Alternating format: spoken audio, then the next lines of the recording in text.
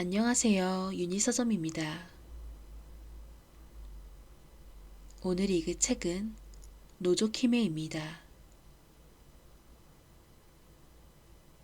미스터 신조 지음, 북노도 출판사에서 펴낸 책입니다. 구독과 좋아요는 영상 제작에 큰 힘이 됩니다.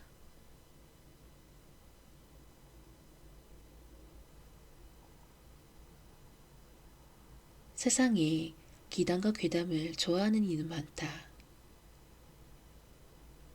무서운, 불가사의하고 기분 나쁜, 오싹하고 섬뜩한, 온몸이 털이 곤두서는 너무나도 기묘한 그런 이야기를 특별히 좋아하는 사람들 말이다. 그 중에서는 너무 좋아한 나머지 직접 괴이담을 수집하기 시작한 인물도 있다. 유명한 사례로는 중국 청나라 전기에 기록된 포송령의 요제지이나 일본 에도 시대에 정리된 네기시 야스모리의 미미부쿠로 등이 있을 것이다. 포송령은 상동 지방의 문인으로 소년기부터 수재로 이름났었지만 장성한 뒤에는 관직 시험에 몇 번이나 낙방했으며 그 좌절한 마음이 요제지의로 결실을 맺었다고 이야기되고 있다. 통행본으로 전 16권, 445편으로 이루어진 이 책에는 수많은 판본이 존재하고 있다.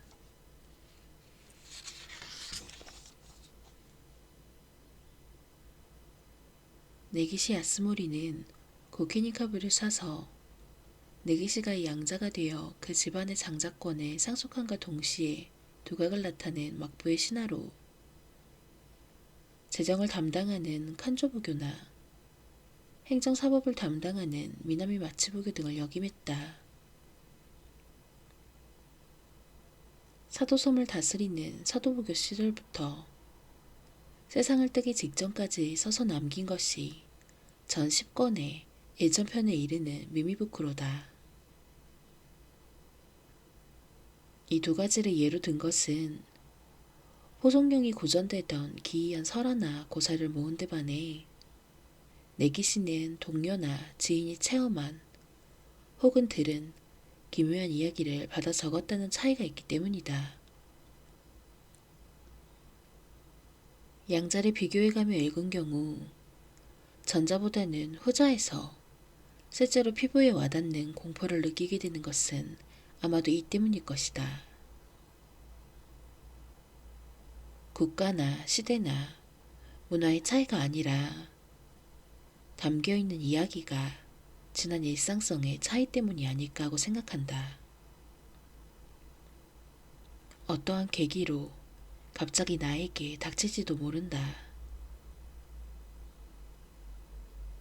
그렇게 느끼게 만드는 불안이 한간의 기담 수집본이라 불리는 미미부쿠로에 붙어다니고 있다. 이 책에 수록된 이야기가 그저 괴이담에서 그치는 것이 아니라 당시 서민의 실제 풍속까지 담은 내용이었다는 점도 이 불안을 부채질하고 있음이 틀림없다. 내기씨가 거기까지 의도했는지 여부는 알 수 없지만 참으로 멋들어진 연출로 느껴지는 것은 내가 괴담과 기담을 좋아하는 사람이기 때문일까? 물론 이러한 선인의 발치에는 미치지도 못하지만 나도 편집자 생활을 하던 20여 년 전부터 기회가 날 때마다 괴이담을 수집해왔다.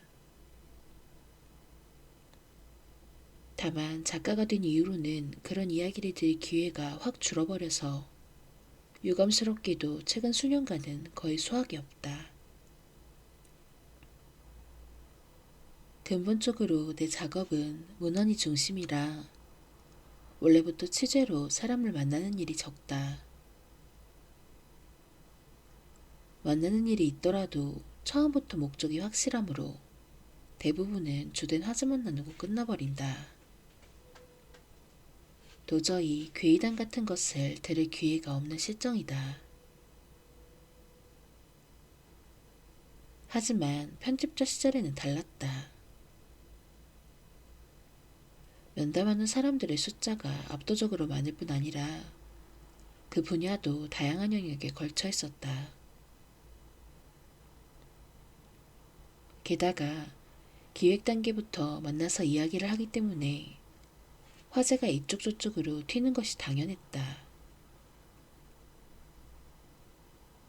그러나 중에 이때다 싶은 타이밍을 잡아서 상대로부터 무서운 이야기나 기묘한 이야기를 알려달라 하곤 했다. 즉, 대화의 여유가 없으면 이런 부류의 이야기를 듣기 어렵다. 목적이 확실한 취재가 그것 자체가 괴이담 수집을 의도한 것이 아닌 한 수집에 적합하지 않다는 말은 그런 이유에서다. 다양한 분야의 많은 사람이 이야기해준 괴담과 기담을 당시에 나는 부지런히 대학노트에 정리했다. 컴퓨터를 구입한 뒤로는 컴퓨터에 입력하는 일도 있었지만 기본적으로는 노트에 적고 있었다. 그렇다고 해도 언젠가 실화 계단집으로 간행하겠다는 야심을 품고 있었던 것은 아니다. 그저 무서운 이야기를 듣고 적어두는 것을 좋아해서 취미삼아 하고 있었을 뿐이다. 다만 작가가 된 지금 이 대학 노트는 정말 요긴한 존재다. 이때 모았던 괴담과 기담을 바탕으로 이따금씩 괴기담편을 쓴 적이 있기 때문이다. 물론 나중에 문제가 될 수도 있는 실명이나 지명은 가명이나 이니셜을 쓰거나 말투를 소설 스타일로 바꾸거나 하는 등 나름대로의 배려는 한다. 하지만 이야기 자체는 바꾸지 않는다. 당시에 내가 들었던 내용을 독자에게 될 수 있는 한 그대로 전하려고 마음먹고 있다. 하지만 그래도 발표를 자제할 수밖에 없는 이야기가 몇 가지 존재한다. 관계자가 아직 살아있거나 혹은 무대가 된 지역을 특정하기 쉽다는 점이 가장 큰 이유일까? 후자는 조금 변형하는 정도로는 아무 소용없을 정도로 그 괴이담이 그 지방의 특성에 뿌리내리고 있는 경우로 왕왕 차별 등의 다른 문제로 이어질 위험을 내포하고 있기도 하다. 또한 그 이야기를 입 밖에 내거나 글자로 적거나 하면 들은 사람과 읽은 사람도 괴이 현상에 노출되어 버리기 때문이라는 이유도 있다. 그것이 가장 큰 이유가 아닌가 하고 생각할 사람이 있을지도 모르겠지만 내 경우에는 다르다. 오히려 그런 이야기는 적극적으로 발표하고 있는 편인지도 모른다. 왜냐하면 괴담과 기담을 원하는 단계에서 그 사람은 책임을 짊어지고 있기 때문이다. 그런 것을 희구하며 일부러 귀를 기울거나 눈으로 보거나 함으로써 그 사람은 스스로 괴이한 존재를 부르고 있다고 말할 수 있다. 그 괴이 행성에 대한 책임이 본인에게 있는 것이다. 따라서 나도 배려는 하지 않는다. 그런 행위야말로 그 사람에 대한 신뢰일 것이다. 다만 도저히 공개할 수 없는 이야기가 있다. 이유는 나 자신도 잘 모르겠다. 앞서 이야기한 이유도 포함되지만 결국 그것만은 아니란 기분이 든다. 굳이 말하자면 시기상조라고나 할까? 아직 발표할 때가 아니다. 이 이야기에는 뒤에 이어지는 것이 있다라고 생각이 드는 것이다. 물론 근거는 전혀 없고 애초에 괴담과 기담의 완결을 원하는 것은 뭘 모르는 행동이다. 오히려 이야기 도중에서 뚝 하고 끊어지는 쪽이 더 무섭기도 하다. 굳이 말하자면 나 자신도 그런 이야기를 좋아한다. 이 책의 단서는 아직 내가 간사이 지방에 머무르며 편집자 일을 하던 시절 모 기획을 위해 몇 번이나 만나서 의논했던 모모대학교 부속 T초등학교 교사인 도쿠라 시로게루에게 들은 이야기다. 그 남자와는 나이도 비슷하고 독서 취향도 유사해서 마음이 맞은 덕분인지 금방 친해졌다. 일 이야기를 하는 사이사이에 잡담을 하는 일도 많았고 따라서 괴담이 화제에 오를 때까지 그리 많은 시간은 걸리지 않았다.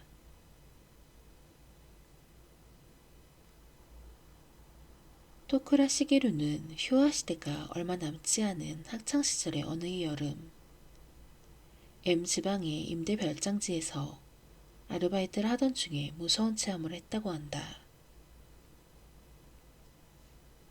아르바이트 동료들과 함께 정말 오싹한 사건에 휘말리고 말았던 것이다. 이때에 들었던 토쿠라의 체험담에 나는 엿보는 저택의 괴이라는 제목을 붙였다. 당시에 나는 괴이의 종류나 현상이나 정체, 그 무대나 특징 등을 한눈에 알 수 있도록 기록하는 이야기마다 반드시 이런 식의 제목을 붙이고 있었다. 그 중에는 흔해 빠진 것도 있었고 이건 역시 그랬는지도 모르지만 어느 정도는 그 경박한 느낌을 즐기고 있었다고 생각한다.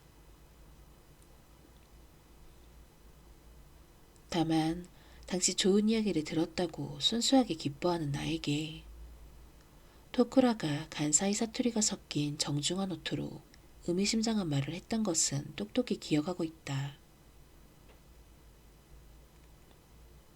나중에 생각해보면 그 별장지 자체가 이상했습니다. 어째서죠? 근방에는 영험하다는 소문이 있는 듯 하지만 그리 유명하지도 않은 폭포가 있는 것 말고는 정말 아무것도 없는 곳이었으니까요. 그러니까 어떻게 보느냐에 따라서는 확실히 대여별장지로 적합했는지도 모르죠. 하지만 뭐라고 해야 좋을까요? 첫인상부터 쇠락한 분위기가 떠도는 느낌이었습니다. 조용하다기보다는 적막하다는 분위기인가요? 네, 그렇습니다. 조용했던 것은 틀림없습니다만 어쩐지 서글픈 느낌의 조용함이어서 날이 저물면 무서울 정도였죠. 어째서 이런 곳에 대여 별장지 같은 걸 세웠을까 하고 함께 아르바이트하던 동료 모두가 고개를 갸웃거렸습니다. 버블시대 초반이었기군요. 네, 그 소란스러운 시대에 앞날을 내다보지 못한 부동산 회사가 사회 분위기에 휩쓸려 만들었다면 그나마 이해가 갑니다. 하지만 그게 아니더라고요. 문제의 마을하고는 거리가 좀 있는 것 같습니다만 뭔가 관계가 있을까요? 그것도 포함해서 저희들이 체험했던 괴이한 일에 대해서는 그 집이나 그 마을이 옛날로 거슬러 올라가서 조사해보면 혹시 뭔가 알 수 있을지도 모르죠. 토쿠라는 그렇게 대답한 뒤 바로 고개를 저으며 말을 이었다. 하지만 그 괴이한 현상과 맞닥뜨렸을 때는 다들 그럴 계제가 아니었습니다. 간신히 차분함을 되찾았을 무렵에는 저 역시 졸업 논문 준비에 정신이 없어서 조사해볼 짬도 없어졌으니까요. 아니 사실은 그런 체험 따윈 얼른 잊어버리고 싶어서 아무것도 하지 않고 내팽개쳤던 거죠. 무리도 아닙니다. 그러니까 이렇게 제3자에게 그때의 일을 이야기하는 것도 당신이 처음입니다. 나는 맞장구를 치거나 감사를 표했을 뿐 특별히 아무런 말도 하지 않았다. 그러나 문제의 저택이나 촌락에 어떤 복잡한 내력이 있는 듯하다는 점은 일찌감치 강하게 느끼고 있었다. 그렇다고 해서 나 자신이 직접 그것을 조사할 생각은 터끌만치도 없었다. 당시나 지금이나 기담과 괴담에 대한 나의 자세는 같았다. 아, 무서웠다. 그렇게 말할 수 있으면 그것으로 만족한다. 그 이야기에 대한 해석 따윈 조금도 원하지 않는다. 하물며 사실은 이런 인과응보가 있어서 라는 식의 설명 따윈 전혀 필요 없다. 괴이한 일은 어디까지나 영문을 알 수 없는 것으로서 그 상태 그대로 존재하는 것이 바람직하다. 그렇게 생각하고 있었으므로 토쿠라 시게루의 체험담도 대학 노트에 기록해두는 것만으로도 만족했다. 거기에 자신이 조사한 사실을 나중에 덧붙이려고도 생각하지 않았다. 따라서 노트에 다 기록하고 난 후 소집한 다른 괴이담과 마찬가지로 자연스럽게 잊어버리고 있었다. 이 이야기가 기억의 바닥에서 되살아난 것은 작가가 된 뒤의 일이다. 소집한 지 10여 년은 지났을 무렵에 이연 콜렉션 시리즈 귀신의 집의 지필의뢰를 받았을 때였다. 예전에 이 테마에 딱 맞는 내용의 체험담을 듣고 적어두었던 것을 떠올린 나는 낡은 대학 노트를 꺼냈다. 그렇게 해서 발견한 것이 엿보는 저택의 괴이다. 다시 읽어봐도 귀신의 집이라는 테마에 딱 들어맞았다. 그럼에도 불구하고 어째서인지 나는 주저했다. 어느 정도의 각색은 필요하다고 해도 이 이야기를 이용하면 지필이 상당히 편해진다. 오히려 의뢰받은 원고 매수로는 다 쓰기 부족할 정도로 꼼꼼히 취재되어 있는 것에 스스로 놀랐을 정도다. 그야말로 안성맞춤의 소재라고 할 수 있었다. 그런데도 나는 망설였다. 여기서는 아니다. 어째서인지 그런 느낌이 들었다. 스스로도 이유는 알 수 없지만 지금 여기서 발표할 이야기가 아니라는 감각에 사로잡혔던 것이다. 오해가 없도록 적어두는데 이연 콜렉션 시리즈가 발표 매체로서 만족스럽지 못하다는 이야기는 결코 아니다. 내 보잘것없는 괴이담 수집의 성과를 보이는데 이 정도로 어울리는 자리도 없을 것이다. 오히려 이보다 더 적합한 곳은 생각할 수도 없는 정도다. 결국 나는 자신의 몇 안 되는 괴이 체험 중에서 테마에 맞는 내려다보는 집을 소개하기로 했다. 타인의 체험보다도 작가 본인의 이야기 쪽이 독자에게도 분명 흥미로울 것이라며 조금 억지로 자신을 납득시켰던 기억이 있다. 여기서 갑자기 이야기가 바뀌는데 이 일이 있기 훨씬 전부터 나는 빙의물 신앙에 대해 조사하고 있었다. 지금으로부터 세면 8년 전이 될까? 그때 나는 이제까지 집필했던 기관, 호러 작가가 사는 집으로 시작하는 작가 3부작이나 그 관련 작가는 별개로 새로운 조차를 모색하고 있었다. 그것은 호러와 미스터리의 융합을 노리는 작품이 되어야 했다.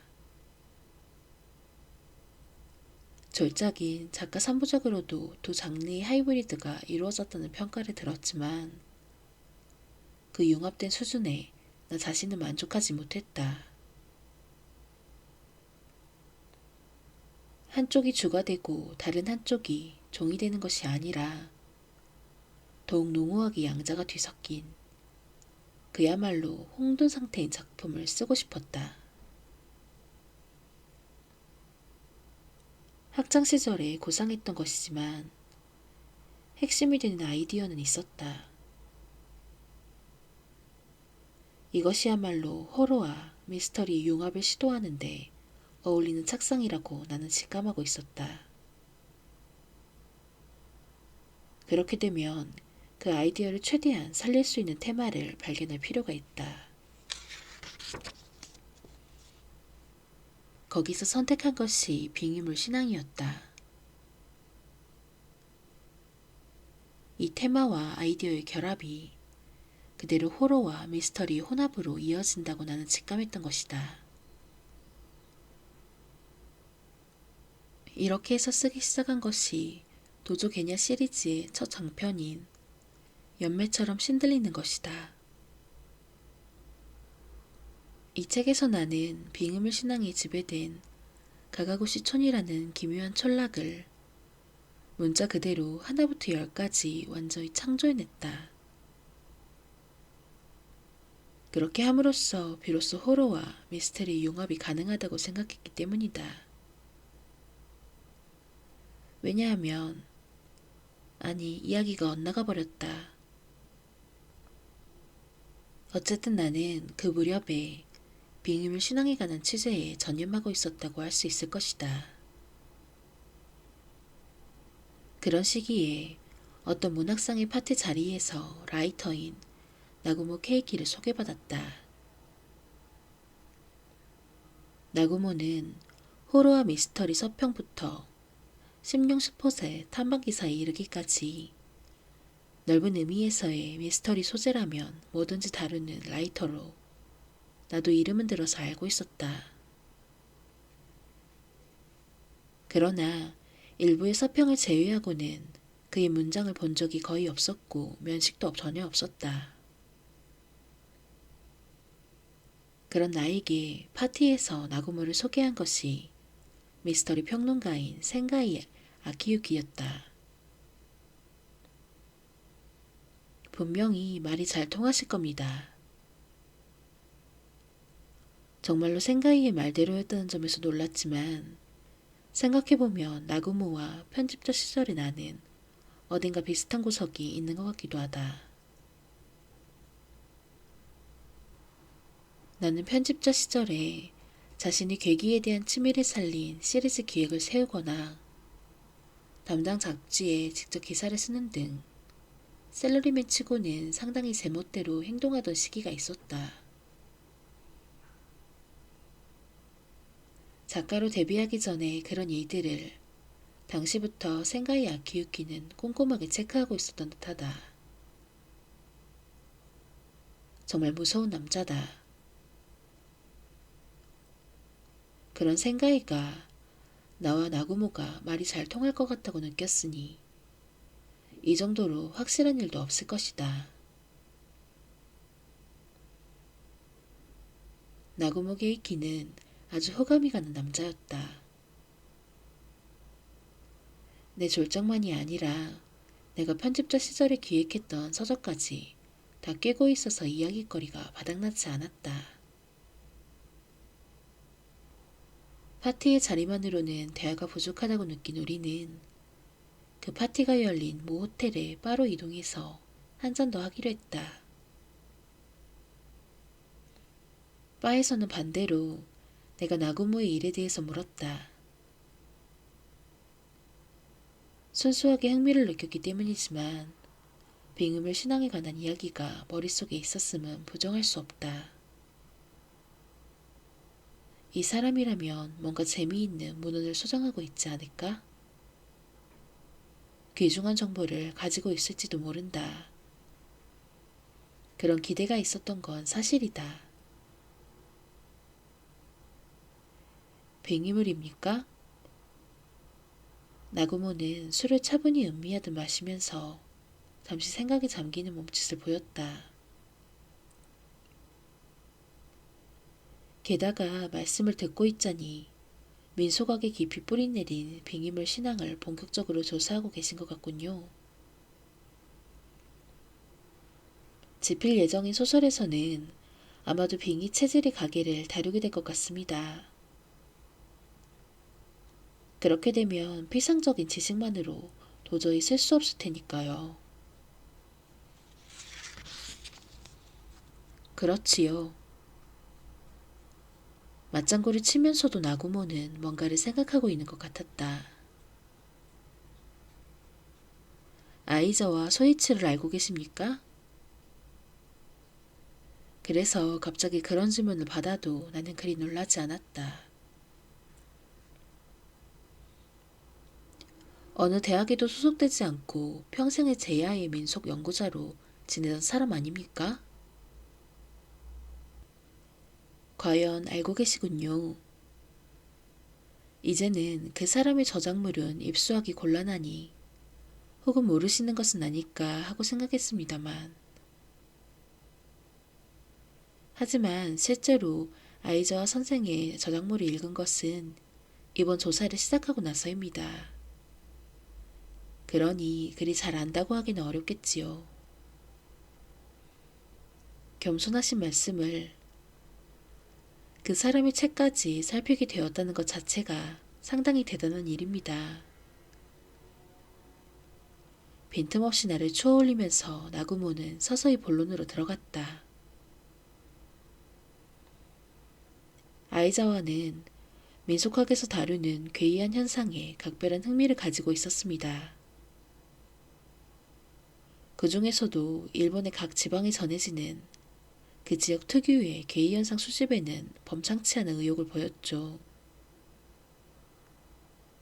간사이 지방에 살고 있었기 때문에 어쩔 수 없이 서일본의 사례가 중심입니다만 그 사람의 민속 채방의 성과는 정말로 훌륭합니다. 아무리 작은 괴이라도 그 발생이나 성질을 듣고 적는 것뿐만 아니라 별칭이나 전파 유무까지 철저히 조사합니다. 그런 자세가 아이자와 소이치에게는 항상 있습니다. 자기는 연구실에서 나오지 않고 대부분 다른 사람의 현지 조사 자료만을 참조해서 원고를 쓰는 학자들도 많이 있으니까요. 네, 그럼에도 불구하고 이번에는 이런 방면의 조사가 필요할 것이다 라고 잘난 듯이 휘갈기기도 하죠. 네가 조사하라고 라고 딴쪽을 걸고 싶어집니다. 제 말이 그 말입니다. 두 사람 다 쓴웃음을 지었지만 나그모는 금세 진지한 표정을 지으며 말했다. 그런데 아이자와 서이치의 저작물 중에서 실은 단 한 번밖에 이름이 거론되지 않는 괴물이 존재하고 있습니다. 네? 스쿠자 산지에 노조키네라고 불리는 괴물의 전승이 있습니다. 어떤 한자를 씁니까? 기본적으로는 한자를 쓰지 않고 그냥 히라가나로 적습니다만 한자로는 엿보다는 뜻의 사자에 나무 목자, 아이자로 표기합니다. 내가 머릿속에 사목자라고 떠올리는 것을 기다리고 있었는지 잠시 동안 공백을 둔 뒤에 나고모가 다시 입을 열었다. 산의 나무 중에는 산신이 깃들었다고 여겨지는 나무가 있지 않습니까? 다른 나무들과 형태가 완전히 다른 나무라는 말씀이군요. 그런 나무는 절대 베어서는 안 된다고 하죠. 스쿠자 산지에서도 마찬가지라 그것을 노조키네라 부르며 구별했다고 합니다. 나고모는 다시 한자의 설명을 한 뒤에 말했다. 그래도 깜빡하고 베어버린 사람이나 고의로 벌채야 못된 사람이 있기 마련입니다. 그러면 그 녀석이 있는 곳에 앞서 말한 노조키네가 찾아온다는 거죠. 제거할 필요가 있는 나무 뿌리란 뜻의 노조키네를 베면 엿보는 나무의 아이란 뜻의 노조키네랑 괴물이 나온다. 그런 얘기입니까? 네. 다만 괴물이라고 해도 그것이 못된 사람에게 앙화를 내리는 건 아닌 듯합니다. 그냥 나타날 뿐이고 특별히 아무것도 하지 않습니다. 무슨 말씀이죠? 베어서는 안 되는 나무인 노조키네를 벤 자는 이윽고 누군가의 시선을 받는 듯한 기분을 느낍니다. 하지만 주위를 둘러봐도 자신을 바라보는 사람은 아무도 없지요. 그래도 누군가에게 주시당하고 있다는 점은 조금도 사라지지 않습니다. 그러다가 하루 종일 언제 어디서나 그것의 시선을 느끼게 됩니다. 그렇게 되면 대부분의 사람은 정신이 나가버린다 라는 모양입니다. 심한 정신적 압박을 받게 되는 거군요.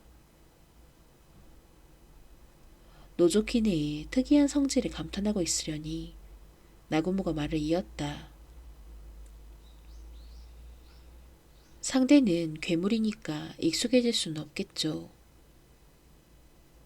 생각해보면 유령이나 괴물 같은 존재는 그저 모습을 드러내는 것만으로도 효과가 있습니다. 그런 의미에서 노조키네의 이런 방식은 꽤 효과적인지도 모릅니다. 나고모는 그렇게 흥미로운 해석을 제시했다. 그 저서에서 아이자와는 노조키네에 대해서 평소처럼 상세하게 기술하고 있습니다. 다른 지방의 괴이를 대할 때와 같은 자세로 노조키네에도 몰두하고 있습니다. 불명확한 점이 있으면 확실히 알 수 없다고 적고 있지요. 네. 그런데도 노조키네를 거론한 장의 말미에 기묘한 문장 하나가 적어 있습니다. 어떤 거죠? 거기서 나고모는 마치 애태우려는 듯 입을 다물었다. 그리고 술을 다시 음미하듯이 마신 뒤에 입을 열었다. 안 보고도 말할 수 있습니다. 이 노조키네에서 파생되었다고 여겨지는 것에 노조키메가 있다 라는 문장입니다. 노조키메. 나는 그 기묘한 발음이 왠지 모르게 언짢게 느껴졌다. 그건 어떤 한자를 씁니까? 곧바로 그렇게 물어본 것은 한자를 아는 것만으로도 그 왠지 모를 언짢은 기분이 조금은 줄어들 것으로 생각되었기 때문이다. 그러나 나구모 케이키는 고개를 저으며 대답했다. 히라가나로 적혀 있어서 어떤 한자인지는 알 수 없습니다. 그 한 문장으로 노조키네를 다룬 장은 끝난 겁니까? 네, 갑작스럽게. 아이자와 소이치라면 노조키메란 것이 무엇인지 설명했어야 하는데 말이죠. 가령 제대로 조사할 수 없었다면 빠뜨리지 않고 조사할 수 없었다고 말해두었을 겁니다. 그런데도 노조키메라는 명칭만을 제시하고 아이저와 선생은 마치 딱 잘라버리듯이 그 장을 끝내버렸습니다. 신경 쓰이십니까? 물론이죠. 하지만 그 한 문장밖에 나오지 않았군요. 모든 저작물 중에서 정말로 그것뿐입니다. 아마도 원고를 쓰고 있을 때 자기도 모르게 써버렸던 거겠죠. 교정 작업 중에 고치지 않았던 것은 하다못해 활자로 남겨두고 싶다는 신경이었는지도 모릅니다. 그래서 나군모 씨는 노조키메에 대해 조사하셨고 그 결과 그것이 무엇인지 밝혀냈다. 그런 말씀이군요. 이렇게 화제로 삼은 것으로 봐서는 그러리라고 나는 확신했다. 조사했습니다만 잘 알 수 없었습니다. 하지만 예상과 달리 나구모는 그렇게 간단히 부정했다. 스쿠자 산지에 접한 어느 촌락의 전승인 듯 했지만 이미 폐촌이 되어 있어서 말이죠. 그 주변 지역을 돌아보긴 했지만 전혀 수확이 없었습니다. 하지만 아는 사람이 없는 것은 아닌 것 같았습니다. 일정 나이 이상의 노인들은 뭔가 알고 있는 눈치였으니까요. 입을 다물고 이야기하지 않고 있다는 말씀입니까? 제가 정체를 알 수 없는 외지 사람이라는 이유도 있겠습니다만 그런 점을 제외하더라도 어쩐지 입 밖으로 내는 것도 꺼린다는 분위기가 느껴졌습니다. 그렇게 되면 더욱더 노조키메에 대해서 알고 싶어지는군요. 자신이 조사하고 있는 빙의물 시장에서는 조금 벗어나지만 이것은 이것대로 매력적인 소재라고 나는 생각했다. 직접 조사하실 생각입니까? 지금은 무리고 언제라고 장담할 수도 없습니다만 조만간 시간이 나면 소설의 소재로서 생각해봐도 좋지 않을까 하는 정도고 그때는 나구모 씨에게 반드시 양해를 구하도록 하겠습니다. 아니요, 그런 것은 괜찮습니다만 거기서 그가 기분 나쁜 미소를 지어서 나는 뜨끔했다. 퍽 호감이 가는 그때까지의 인상 뒤로 느닷없이 마치 다른 얼굴이 보인 듯해서 조금 놀랐다. 하지만 이 뒤에 그가 한 말에 그런 것은 완전히 날아가 버렸다. 노조키메에 관해 아이자와 소이치가 기록한 미발표 자료노트가 존재한다면 흥미가 있으십니까? 무슨 이야기인지 묻는 나에게 실물을 보는 것이 제일일 거라고 나고모는 말했다. 다만 신경 쓰이는 것은 그가 그 노트를 나에게 판례하고 있는 듯하다는 점이었다. 그것도 상당한 금액을 생각하고 있는 눈치여서 금세 수상쩍은 낌새를 느꼈다. 그러나 몹시 흥미가 있던 것은 사실이다. 거기서 일단 다음에 만나기로 약속하고 우선 문제의 노트를 보여달라고 하게 되었다. 매매 운운하는 이야기는 그때부터 해도 괜찮다고 그가 말했기 때문이다. 왠지 모르게 불쾌한 기분을 품은 채로 나구모 케이키와 헤어져서 집에 돌아온 나는 심야였지만 소우의 코스케에게 전화를 걸었다. 그는 간사의 시절부터 알고 지낸 내 친구로 나구모와 같은 라이터였다.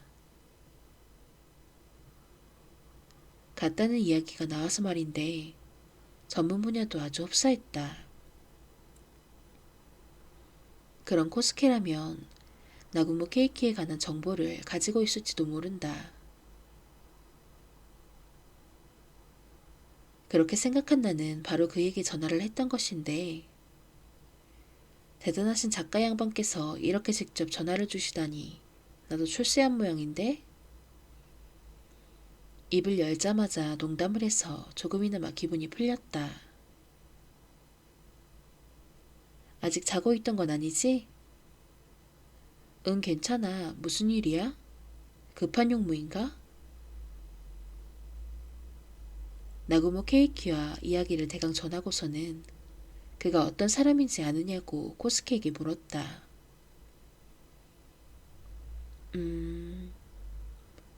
그러자 코스케는 난처하다는 듯한 신음소리를 낸 뒤에 말했다.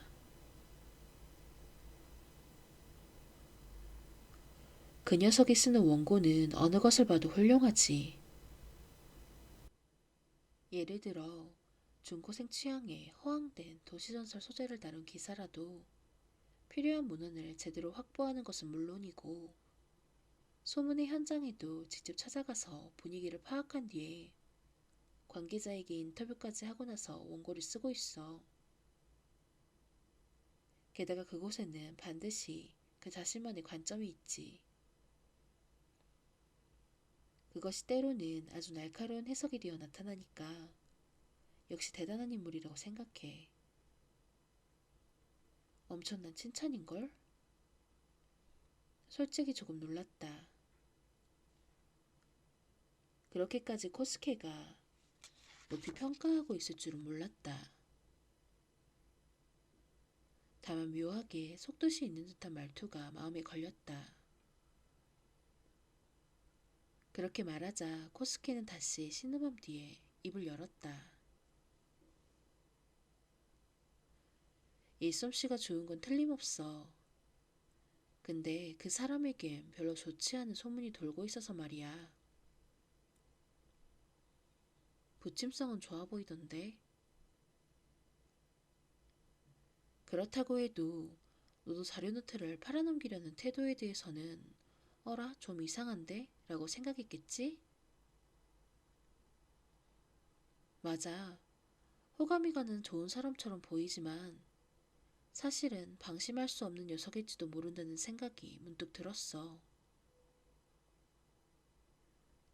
일부 편집자들 사이에서 나구모 케이키는 뭔가에 씌어있다는 얘기로 유명해. 문자 그대로 말이야? 그 녀석에게 진짜로 여유나 견신이 씌어있다는 얘기는 아니야. 그런 게 아니라 괴이한 것에 대한 집념이라고나 할까? 귀담과 괴담을 너무 좋아한 나머지라는 얘긴가? 그렇지. 때로는 상식적으로 생각할 수 없는 언동을 하는 모양이야. 그 덕분에 수준 높은 결과물을 내놓고 있는 것은 틀림없지만 무슨 일에나 정도라고 할까? 절도가 필요한 법이잖아? 그 사람은 그걸 이따금씩 넘어버린다는 건가? 그것 말고 금전적인 트러블도 있는 듯한데 그 부분은 나도 잘 몰라. 상당한 문제인물이로구만. 고지식한 편집자들 중에는 아예 그 녀석하고 관계를 끊어버린 사람도 있을 정도야. 전화해보길 잘했군. 고마워. 내가 감사 인사를 하자 코스케가 걱정스러운 듯 말했다. 그 문제의 노트 출처 말인데 꼼꼼히 확인해두는 편이 좋을 거야. 그런 뒤에 이제까지 화제와는 관계없는 이야기를 잠시 나누다가 다시 감사 인사를 하고 나서 전화를 끊었다. 약속 안날 밤 나는 지난번과 같은 호텔 바를 찾아갔다. 낮에는 서로 일이 있으므로 밤에 만날 수밖에 없다. 평소 같으면 저녁 식사라도 같이 하겠지만 저쪽도 이번 일에는 어울리지 않는다고 생각했는지 아주 자연스럽게 지난번에 갔던 호텔 바로 정했다. 나고모 케이키는 먼저 와서 마시고 있었다. 인사를 하고 주문을 마치자마자 요전에 하던 이야기를 이어하려고 해서 나는 즉각 제동을 걸었다. 그 전에 괜찮으시다면 문제의 노트를 입수한 경위에 대해서 듣고 싶습니다만. 좋습니다. 얼버무릴 거라고 생각했는데 나고모는 간단히 승낙했다. 그 노조키메의 건으로 아이자와 소이치를 찾아갔던 것이 애초의 시작이었습니다. 직접 그것에 대해서 아이자와 선생님께 물어보려고 했던 겁니까? 물론 그렇습니다. 당연하다는 듯이 대답하는 나구모의 행동력에 내가 놀라고 있었는데 다만 처음에는 문전박대 당했습니다. 마치 아이자와의 대응이 당연했던 것처럼 그는 말을 이어갔다. 어째서죠? 아마도 불쑥 찾아간 제가 거리낌 없이 방문 목적을 밝혔기 때문이겠죠. 노조키미에 관해서 여쭙고 싶다고 갑자기 용건을 꺼낸 겁니까? 네. 당시 아이자와는 70대 초반으로 아직 정정했습니다. 어디에 누군지도 모를 무례한 애송이를 쫓아내는 것 정도야 일도 아니었겠죠. 그것을 알고 있다면 좀 더 예의를 갖추어 방문하는 방법도 있었을 텐데. 나는 그의 말에 기가 막혔다. 그러나 이것이 나구모의 방식일 것이다. 물론 저도 얌전히 물러서지는 않았습니다.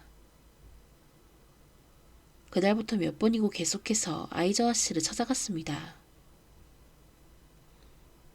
하지만 늘 문전박대였던 건가요? 나구모는 고개를 끄덕이면서도 희미하게 미소 짓는 얼굴로 이야기를 계속했다. 그런 취급을 계속 받은 것은 사실입니다만 저도 매번 그냥 쫓겨나기만 한 것은 아닙니다. 그때마다 저쪽이 흥미를 가질 만한 민소각적인 이야기를 하려고 노력하고 있었죠.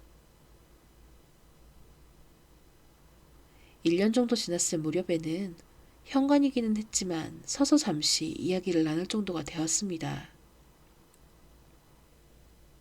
1년이나 제가 끈기가 좀 있는 편입니다. 혹시 나는 문득 떠오른 의문을 곧바로 말했다. 첫 방문의 무례한 행동은 작전이었습니까? 현지 조사를 할 때 이의 아이자와 소이치는 아주 보침성 없는 인물이라는 이야기가 돌고 있었으니까요. 그래서 나구모는 일부러 처음에 나쁜 인상을 주고 그것을 불식해 나갔던 것이다. 시간은 걸리겠지만 그러는 편이 확실히 상대의 마음을 열 수 있다고 판단한 것이 틀림없다. 그래도 집 안에 들어갈 수 있게 될 때까지 2년이 가까이 걸렸습니다. 다만 저에게도 생활이 있으니 아이자와 소이치에게만 매달려 있을 수도 없는 노릇이죠. 저도 일을 해야 하니까요. 그것과 아이자와의 성격을 고려하면 당신이 말씀하시는 작전의 효과는 의외로 빨리 나타났는지도 모릅니다. 그렇군요. 훌륭한 솜씨입니다. 나구모에게 찬사를 보내면서도 나는 그 다음이 신경 쓰여서 견딜 수 없었다. 집안에 들여보내주었다고 해도 노조키메에 대한 이야기는 터부가 아니었습니까? 그렇습니다. 적당한 때를 봐서 꺼내려고 했습니다만 정말 말붙일 엄두가 안 나더군요. 하지만 그건 예상하고 있었고 애초에 아이자와 가에 들어가려고 했던 것은 다른 목적이 있었기 때문입니다. 설마 그 사람이 작성한 노조키메에 대한 자료를 찾아내는 것. 아무런 망설임도 없는 어조로 나구모는 선뜻 말했다. 다만 집안을 뒤질 수도 없어서 이 일에는 애를 먹었습니다. 하지만 말이죠. 저는 아이자와 부인의 사업에 적지 않은 도움을 받았습니다. 부인의 사업? 아니요. 사업이라고 하면 야단 맞을까요? 아이자와 부인은 점술사입니다. 그것도 잘 나가는 점술사인지 집에는 늘 손님이 끊이지 않았습니다. 손님 중에는 점술사보다는 기도사에게 가는 게 나을 것 같은 사람도 섞여 있더군요. 하지만 부인은 오는 사람은 막지 않는다는 자세로 누구도 만났습니다. 아이자와는 그런 손님들의 상담 내용에 대단한 흥미를 보였습니다. 빙의에 대한 상담이 많았기 때문이겠죠. 그 때문에 저를 서재나 서고에 혼자 놔둔 채로 부인이 있는 곳에 가버리는 경우가 가끔씩 있었습니다. 그 기회에 당신은 집수색, 탐색, 물색, 아무리 말을 바꾸더라도 나구모가 저지른 행위는 도저히 용서받을 수 없는 도둑질이다.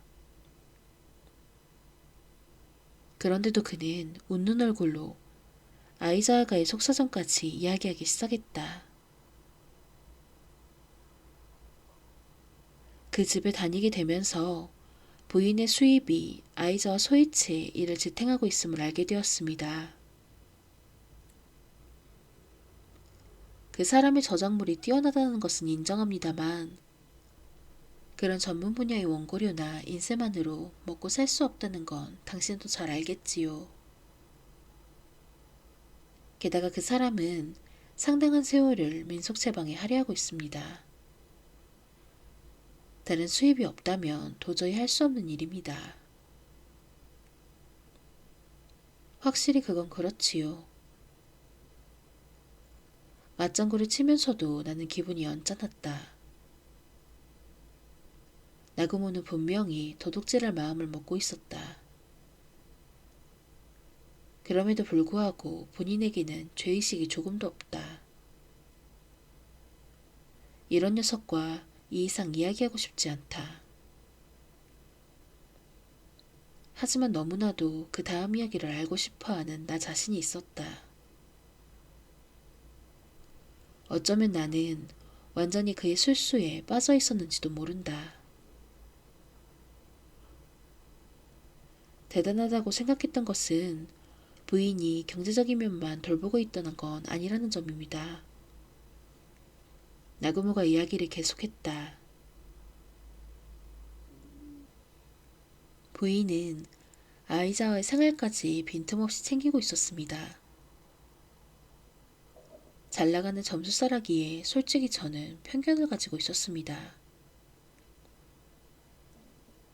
가사 따윈 일절 손대지 않는 거만한 교주님 같은 여자일 거라고 단정하고 있었죠.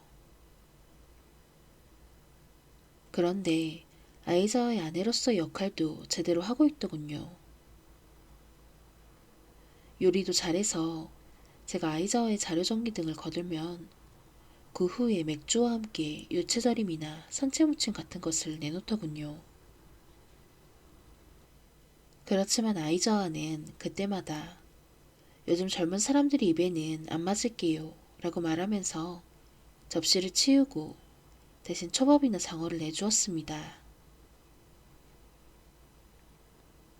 하지만 지금 생각하면 아이자와 본인이 먹고 싶어서 했던 게 아닐까요?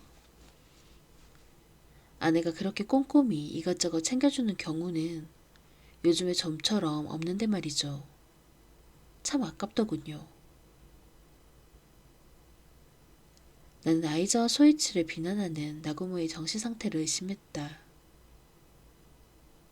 하지만 우선 끝까지 이야기하게 놔두는 편이 좋다고 판단하고 일부러 입을 다물고 있었다. 이야기가 좀 엇나갔군요. 어쨌든 그렇게 되어서 아이자아가 부인의 손님들 이야기를 듣고 있는 동안 저는 그 사람의 서재나 속어를 조사했습니다. 하지만 그럴싸한 자료가 좀처럼 눈에 띄지 않더군요. 어떤 자료라도 내용을 알려면 어느 정도는 훑어볼 필요가 있으니 어쨌든 시간이 걸립니다. 그러던 중에 저희 업무도 바빠지기 시작해서 아이자아가를 방문하는 횟수가 줄기 시작했죠. 1년에 몇 번밖에 안 되는 해도 있었습니다. 덕분에 문제의 노트를 손에 넣을 때까지 정신이 들고 보니 첫 방문으로부터 10여 년이 지나 있었습니다. 정말로 정신이 아득해지는 이야기지만 그렇게까지 계속되는 나구모의 집념은 실로 두려울 정도였다. 정말로 괴이한 것 자체에 쉬어있다고밖에 생각되지 않는다. 어디에 있었습니까? 속옷에 낡은 골판지 상자 안에 있더군요. 학창시절의 교과서나 노트가 들어있는 상자라서 저도 그냥 지나쳐버리는 바람에 나구모가 정말 분하다는 얼굴을 했다. 그 상자 안을 처음 조사했을 때 조금만 더 정성을 들였더라면 아이자아가에 드나들게 된 지 2년 정도 만에 그 노트를 손에 넣었을 텐데. 하지만 이내 그는 미소를 지으며 말을 이었다. 하지만 염원하던 자료를 손에 넣은 며칠 뒤에 빙의물 신앙을 조사하는 당신 같은 분을 알게 될 줄이야. 저는 그야말로 절묘한 타이밍에 그 노트를 발견한 것인지도 모릅니다. 나는 혼자 흥분하는 나구모에게 진저리를 내면서도 문득 느낀 의문을 슬쩍 던져보았다. 어째서 선생님은 그런 학창시절의 추억이 담긴 상자에 그 노트를 넣어두었던 걸까요? 그러자 나구모로부터 놀라운 대답이 돌아왔다. 노조키미와 아이자와가 조우했던 것이 그 사람의 학창시절이었기 때문입니다. 뭐라고요? 문제의 자료 노트에는 그 체험담이 적혀 있습니다. 이쪽의 반응을 즐기는 것처럼 나구모가 천천히 말했다. 그런 귀중한 노트를 당신이라며 양도해도 괜찮지 않을까라고 생각한 겁니다. 노트에는 어떤 이야기가 적혀 있는지 그 일부만이라도 들려달라고 하려던 나는 황급히 자신을 나무랐다. 이래서는 나구모와 마찬가지가 아닌가? 노트는 말없이 가지고 나온 겁니까? 이 일을 아이자와 선생님께서는 알고 계십니까? 비난하는 듯한 나의 물음에 나구모는 정말 섭섭하다는 듯 반응했다. 저는 10여 년에 걸쳐 아이자와 씨의 일을 거들어왔다고요. 그건 당신에게 불순한 목적이 있었기 때문이겠죠. 그렇다고 해도 상당히 오랫동안 아이자와를 거들었던 것은 분명한 사실입니다. 아니 그러니까 낡은 골판지 박스에 들어있던 아마 본인도 잊어버렸을 노트입니다. 잠깐 빌려보는 것 정도야 문제없지 않겠습니까? 빌릴 거라면 정식으로 아이자와 선생님의 양해를 얻어야 합니다. 가령 허락을 받았다고 해도 그걸 멋대로 팔아버려 될 리가 없지 않습니까? 물론 파는 것은 복사본입니다. 노트는 시기를 봐서 원래 있던 장소에 돌려놓을 생각입니다. 조금 전에는 분명히 노트 자체를 넘기려는 듯한 말투였다. 그것을 급히 복사본으로 변경한 것은 내 비난을 조금이라도 피하기 위해서일까? 그렇지만 당연히 복사본이라도 절대 안 된다. 나구모 씨, 아이즈와 선생님에게 들키기 전에 그 노트는 돌려놓는 편이 좋을 겁니다. 너무 강한 어조로 말해서 나구모의 태도를 딱딱하게 만들까봐 걱정이 되었지만 그에게는 완전히 호박의 침죽이었던 것 같다. 들키지 않을 겁니다. 당신이 알리지 않는다면. 나의 배려를 오히려 원수로 갚듯이 그런 위협하는 듯한 말을 내뱉었다. 제 쪽에서 선생님께 알리지는 않을 겁니다. 다만 그 노트가 누군가에게 팔렸다는 소문을 듣게 되면 그때는 얘기가 다릅니다. 이런 재미있는 소재를 눈 멀쩡히 뜨고 놓치실 줄이야. 유감입니다만 어쩔 수 없죠. 글라스에 담긴 술을 단숨에 비우고는 그럼 이만 하고 인사한 후 나구모 케이키는 여유로운 태도로 바에서 나갔다. 그 뒷모습을 보면서 좀 더 강하게 훈계해야 했다고 후회했지만 이미 늦어버렸다.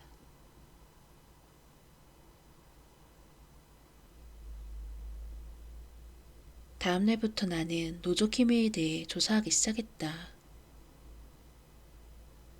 장소가 수코사 산지 주변의 촌락이라는 것은 알고 있다. 아이즈와 소이치가 학생 시절에 그것에 관련된 어떠한 체험을 했다는 것은 그의 나이를 감안하면 쇼와 10년대 초반이라고 추측할 수 있다. 이 두 가지 단서가 있으면 어떻게든 될 거라고 생각했지만 아무래도 너무 쉽게 생각했던 것 같다. 사방으로 규모를 높여 조사해보았지만 애초에 노조키메라는 명칭을 찾을 수 없었다. 노조키네라면 언급하는 자료가 있긴 했지만 그것조차 몹시 적었다. 아마도 스코자 산지에 한정된 괴물이기 때문일 것이다. 그리고 분명히 더욱 좁은 지역 혹은 해당 촌락에서만 정순되어 왔던 것이리라. 미련은 남았지만 이 이상은 어떻게도 할 수 없었다. 이미 본래의 빙의물 신앙조사에도 지장이 있었으므로 결국 나는 포기하기로 했다. 나구모 케이키와 바에서 헤어지고 나서 2주 정도 지난 어느 날이었다. 갑자기 나구모로부터 우편물이 도착했다. 여러분이 아주 낡은 대학 노트가 들어있었다. 설마. 금세 쿵쾅거리기 시작한 심장이 고동을 의식하면서 봉투에서 노트를 꺼냈다. 천천히 조심스럽게 펼치고 그곳에 기록된 문장에 눈길을 떨어뜨린 순간 나는 그것이 아이즈와 소이치가 쓴 문제의 노트라는 것을 순식간에 깨달았다. 봉투 안에는 나구모의 편지 같은 건 없이 그 노트밖에 들어있지 않았다. 혹시 몰라 노트를 팔락팔락 넘겨보았지만 페이지 사이에 끼워져 있는 메모조차 보이지 않았다. 무슨 꿍꿍이지? 갑자기 노트만을 보내온 나구모의 진위를 알 수 없어서 나는 고개를 갸웃거렸다. 일단 내 손에 노트가 있는 상태로 만들어 놓고 그 다음에 천천히 터무니없는 액수의 돈을 요구할 생각일까? 내가 눈앞에 노트를 읽고 싶은 유혹에 지고 말 것이라고 예측하고 짜놓은 교활한 함정일까? 어쨌든 아주 수상쩍다는 점만은 틀림없다. 나는 곧바로 아이자와 소이치에게 편지를 썼다. 어디에서 나구모 케이키を알게 되었고 그에게 어떤 이야기를 들었는지를 상세하게 적은 편지와 함께 문제의 노트를 아이자에게 보냈다. 정확히 말하자면 반납했다고 해야 할까? 인편으로 조사한 주소는 모모의 한이었다. 일주일 정도 지나자 아이자와 소이치로부터 편지가 왔다. 노트를 돌려준 것에 대한 감사 인사 외에는 나구모에 대해서도 언급되어 있지 않는 간결한 내용이었다. 솔직히 조금 낙담했다. 아주 감격하기를 바랐던 것은 아니어도 노조키미에 대해서 뭔가 시사해주지 않을까 하고 나몰래 기대하고 있었던 것이다. 자신의 천박함을 반성하면서 나는 이 일을 잊기로 했다. 참고로 나구모로부터는 그 뒤에 아무런 연락도 없었다. 그로부터 5년 정도 지난 어느 날 낯선 이름의 변호사 사무소에서 보낸 우편물이 도착했다. 의아하게 생각하며 내용물을 확인하니 고인인 아이자와 소이치의 유언에 따라서 대리인인 변호사 사무소에서 동봉한 봉투를 송부한다는 내용의 편지와 봉투가 들어있었다. 설마 내 심장이 세차게 뛰었다. 나구모 케이키가 그 노트를 보내왔을 때의 기억이 머릿속에 생생히 되살아났다. 떨리는 손으로 봉투를 열고 봉인된 편지로 보이는 종이와 함께 저도 모르게 그리움을 느낀 그 노트를 꺼냈다. 설레는 마음을 억누르며 우선 편지를 읽었다. 그것은 아이자와 소이치가 내 앞으로 보낸 것으로 자신들이 죽었을 때에는 이 노트를 나에게 기증한다는 내용이어서 깜짝 놀랐다. 편지에는 내 작품인 도조개냐 시리즈를 애독하고 있다는 것, 대학 노트에 적힌 내용을 소설의 소재로 사용해도 괜찮다는 것, 관계자는 전부 사망했고 무대가 된 마을도 집도 지금은 사라졌으므로 프라이버시 침해의 우려가 없다는 것. 이대로 노트에 기록된 괴이가 묻혀버리는 것은 한 사람의 민소각사로서 몹시 안타깝다는 것.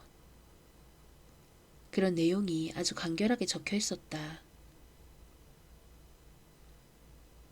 의심하는 것은 아니었지만 나는 그 변호사 사무소에 직접 전화해 보았다. 아이자의 편지 내용을 간추려서 이야기하자 변호사는 내가 그 노트의 정당한 소유자라고 이야기했다. 그리고 아이자 부부에게는 자식도 친척도 없으므로 아무런 문제가 없다는 설명도 들었다. 다만 그 내용에 대해서 변호사 사무소는 전혀 관계가 없으며 따라서 그것을 발표함으로써 생길지도 모르는 문제에 자신들의 이익절 책임을 지지 않는다고 못을 박았다. 그 다음에 나는 나구모 케이키에게 연락했다. 휴대전화 번호가 바뀌어 있었지만 아는 편집자를 통해서 조사한 새로운 번호로 걸었더니 금방 본인이 받았다. 인사도 한운동 만운동하며 이번 용건을 전하자 깜짝 놀라며 숨을 삼키는 기척이 나더니 잠시 말이 없어졌다. 여보세요, 나구모 씨. 듣고 계십니까? 그는 내 부름에 한동안 침묵으로 응하다가 가만히 말했다. 손 떼는 게 좋을 거요. 네? 그 노트의 내용은 절대 읽지 않는 게 좋을 거요. 처음에는 내가 아이자와에게 제도 노트를 받았기 때문에 나고모가 기분이 상한 건가 하고 생각했다. 그래서 그런 말을 하는 거라고 생각했다. 하지만 그런 것 치고는 그의 어조가 미묘했다. 어째서죠? 왜 이 노트를 읽으면 안 된다고 하는 겁니까? 오니까. 네? 그것이 엿보러 오니까. 말의 의미를 이해하기도 전에 팔뚝에 소름이 쫙 돋았다. 다음 순간 나는 5년 전에 있었던 기묘한 사건의 진상을 알았다는 기분이 들었다. 나구모와 바에서 헤어지고 2주 정도 지났을 때 갑자기 그가 이 노트를 보내왔던 적이 있었다. 그것은 노트를 읽은 그의 신변에 뭔가가 일어났기 때문이 아닐까? 그래서 두려워진 그가 문제의 노트를 처분하려고 나에게 보낸 것은 아닐까? 문득 떠오른 이 의문을 나는 있는 그대로 나고모에게 물었다. 배려를 할 여유가 없기도 했지만 나고모에게는 불필요하다고 느꼈던 점도 분명히 있다. 그러나 그 질문에 대해 나고모는 아무 대답도 하지 않았다. 그 노트를 읽을 거라면 어쨌든 각오해 두시오. 그 말만 남기고 일방적으로 전화를 끊어버렸다. 갑자기 나는 불안해졌다. 단순한 위협일 뿐이라고 생각하려 했지만 도저히 불가능했다. 무엇보다 이쪽에게 겁을 줄 생각이라면 좀 더 길게 이야기했을 것이다. 상대는 그런 쪽의 전문가이니까 효과적인 말이 얼마든지 있었을 것이다. 하지만 나구모는 많은 말을 하지 않았다. 오히려 관계되는 것을 두려워하는 듯이 얼른 전화를 끊어버렸다. 어떡하지? 문제의 대학 노트를 앞에 두고 나는 망설였다. 이대로 읽지 않고 봉인할 것인가? 나구모의 경고를 무시하고 읽을 것인가? 나는 어느 쪽 길을 선택할 것인가? 하지만 아무리 고민해도 결정할 수 없었다. 어느 쪽으로도 마음을 정하지 못하는 내가 있었다. 다만 그런 갈등과 모순될지도 모르지만 실은 마음속 깊은 곳에서 이미 자신이 결정을 내린 것을 알고 있었던 기분이 든다. 왜냐하면 나란 인간이 괴이담을 좋아하는 괴짜이기 때문이다. 그렇다고 해도 자진해서 일부러 무서운 일을 당하고 싶다고는 생각하지 않는다. 심령 스폿이라 불리는 장소에 장난삼아 갈 생각은 더더욱 없다. 그런 공포를 원하는 것이 결코 아니기 때문이다. 내가 좋아하는 것은 어디까지나 괴담과 기담이다. 담이라고 불리려면 이야기여만 한다. 그것이 이야기라면 설령 들은 사람에게 괴이한 일이 생긴다는 충고를 받더라도 나는 귀를 기울이고 싶어진다. 작가가 되고 나서 이 마음이 더욱 강해졌다는 느낌이 든다. 실제로 그런 주의를 받고 취재한 이야기로 계기 단편으로 발표한 작품도 여러 된다. 다만 지금까지 심신에 영향을 줄 정도의 병고를 당하지 않아서 이런 말을 할 수 있는지도 모르지만 그래도 나는 사흘 정도 주저했다. 나구모 게이키의 그 반응이 도저히 머리에서 떨어지지 않았다. 그렇지만 시기는 다를지언정 스스로 그 대학 노트를 펼치리라는 것 역시 나는 확신하고 있었다고 생각한다. 처음에 의도했던 민소각적인 조사 기록과는 거리가 먼 내용이 될 것 같지만 이번 체험을 글로 써서 남겨두기로 한다. 아이자와 소이치가 쓴 그 첫 문장이 눈에 들어오자마자 나는 이미 완전히 빠져들어 있었다. 그대로 끝까지 단숨에 독파해버렸다. 다만 읽어나가는 중에 어떤 우연을 깨달았을 때에는 정말로 깜짝 놀랐다. 우연. 물론 그렇다고밖에 생각할 수 없다. 아이자와 소이치가 학생 시절에 방문했던 마을이 도쿠라 시게루가 학생 시절에 들어갔던 폐촌의 50년 이상 전의 모습이었다는 정말 믿을 수 없는 우연이라고. 아니 결코 그것뿐만이 아니다. 아마도 두 사람이 조우한 괴이한 존재도 동일한 것이었다. 나는 수십 년의 시간에 걸친 같은 마을의 다른 시대에 일어났지만 아마도 원흉은 동일한 두 개의 괴이담을 우연히 수집했다는 이야기가 된다. 우연히. 물론 그럴 것이다. 그러나 우연이라고 말하자면 아직 더 있었다.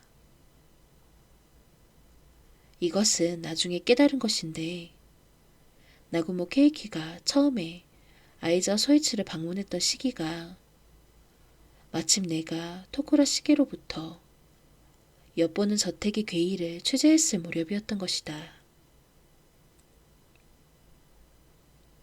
이 이야기들이 겹친다는 것을 깨달았을 때 나는 단순히 우연이라고 생각하면서도 조금 기분이 나빠졌다. 그 이유의 경위와 그 결과로서 이렇게 내 곁에 두 개의 이야기가 모인 사실을 생각하면 마치 정체를 알 수 없는 어떤 힘이 작용하고 있는 듯한 기분에 시달렸다.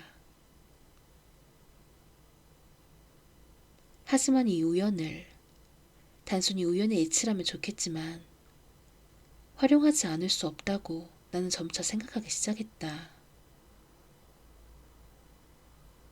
그것이 작가인 나의 역할이 아닌가? 그것을 위해서 내 곁에 이 두 가지 이야기가 도달했는지도 모른다. 엿보는 저택의 괴이, 종말 저택의 형사. 이 이야기들은 이렇게 나란히 발표해야 하는 것이 아닐까? 언제부턴가 나는 그렇게 강하게 생각하게 되었다. 참고로 후자는 대학 노트에 기록된 아이자와 소이치의 체험담에 내가 붙인 제목이다. 서두가 너무 길어져 버렸다. 원래대로라면 두 가지 이야기를 나란히 책에 싣기만 하고 나머지는 독자의 판단에 맡겨야 할지도 모른다. 하지만 그래서는 독자에 대해 너무 불성실한 것이 아닐까 생각했다. 본문의 첫머리에 나는 이렇게 적었다. 왜냐하면 괴담과 기담을 원하는 단계에서 그 사람은 책임을 짊어지고 있기 때문이다. 그런 것을 희구하며 일부러 귀를 기울이거나 눈을 보거나 함으로써 그 사람은 스스로 괴이한 존재를 부르고 있다고 말할 수 있다. 그 괴이 현상에 대한 책임이 본인에게 있는 것이다. 따라서 나도 배려는 하지 않는다. 그런 행위야말로 그 사람에 대한 신뢰일 것이다. 그 사람이란 물론 당신입니다. 지금 이 문장을 읽고 있는 당신 이외에 다른 누구도 아닙니다. 따라서 독자인 당신에게 이 자리에서 말해두고 싶습니다. 혹시 만에 하나라도 이 책을 읽는 중에 평소에는 느끼지 않은 시선을 빈번하게 느끼게 되었다. 누군가가 지켜보고 있는 듯한 기분이 들어 주위를 둘러보지만 주위에는 아무도 없다. 말도 안 되는 장소에서 누군가가 엿보고 있다. 그런 기분이 들어서 견딜 수 없다. 이런 감각에 사로잡힌 경우에는 일단 거기서 이 책을 덮기를 권합니다. 대부분이 단순한 기분 탓이겠지만 만일을 위해서입니다. 말도 안 되는 장소란 예를 들자면 책장과 가구 사이의 틈, 조금 벌어진 문의 그늘, 식기 선반이나 냉장고 등과 벽 사이의 틈, 복도의 구석, 책상이나 코타츠나 침대 아래, 목욕탕이나 화장실의 환기팬 속, 커튼 뒤편, 방 안의 사각, 천장의 내 모서리, 모든 창문의 밖, 어쨌든 아무도 없을, 또한 어린 아이라도 절대 들어갈 수 없을 만한 곳이다. 앞서 열거한 세 가지 감각 중 특히 주의해야 할 것은 세 번째다. 뭔가가 엿보고 있는 것 같다는 감각이 계속 이어진다면 얼른 이 책을 덮기 바란다. 그 증상이 가벼워서 별다른 영향이 없을 경우 이 책을 다시 펼칠지 말지는 당신의 자유다. 참고로 나는 있을 수 없는 장소 중 하나로서 열거한 어떤 곳에서 뭔가가 엿보고 있는 듯한 기분이 들어 견딜 수 없었다. 그래서 그곳으로 가까이 가지 않으려고 최대한 노력했다. 조금 불편했지만 이런 상황에서는 어쩔 수 없다. 하지만 그런 기분 나쁜 상황은 오래가지 않았다. 아마도 내가 노조키메의 괴이에 관한 어떤 것을 깨달았기 때문이 아닐까 하고 생각하고 있다. 물론 확증은 없다. 그것을 뒷받침하는 증거가 아무것도 없기 때문이다. 어디까지나 내 상상이 지나지 않는다. 그러나 그 덕분에 기분 나쁜 현상으로부터 도망칠 수 있었다고 나는 지금도 믿고 있다. 어떤 것이란 무엇인가? 아니, 그것은 독자인 당신의 상상력에 맡기기로 한다. 그것의 기척만 느끼지 않는다면 딱히 깨닫지 못하더라도 전혀 지장은 없으니까.